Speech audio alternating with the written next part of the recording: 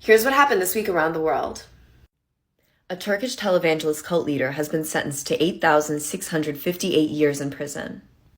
Adnan Oktar was charged with abuse of minors, leading a criminal gang, espionage, and blackmail, among other charges.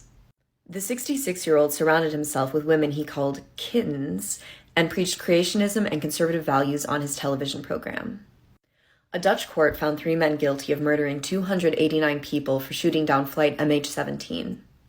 The flight was shot down by a Russian missile when it was flying over Ukraine in 2014, resulting in the death of everyone on board. The 3 men, 2 Russians and 1 Ukrainian, were sentenced to life in prison, but they remain at large. Iran sentenced 5 protesters to death for their participation in the anti-regime demonstrations that swept the nation after the death of Mahsa Amini in police custody. According to the United Nations, an estimated 14,000 people have been arrested since the protests began 2 months ago. A man in China captured hearts around the world after running a 3:28 marathon while chain-smoking a pack of cigarettes. The 50-year-old runner, who goes by the nickname Uncle Chen, went viral on Chinese social media platform Weibo for his accomplishment. Qatar has banned the sale of alcohol anywhere near all 8 World Cup stadiums in a sudden change of policy before the start of the tournament on Sunday.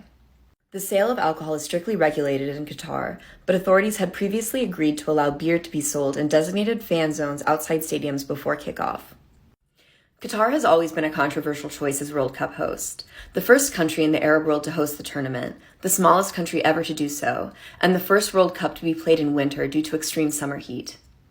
Lacking infrastructure prior to its successful bid in 2010, Qatar turned to migrant workers to build hotels, stadiums, and roads. According to an investigation by the Guardian newspaper, at least 6,500 South Asian migrant workers have died in Qatar from all causes in the last 12 years.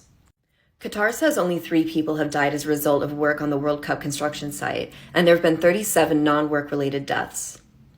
Then there's the human rights situation.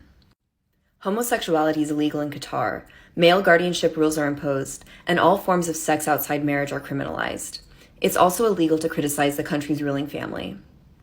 It's a lot.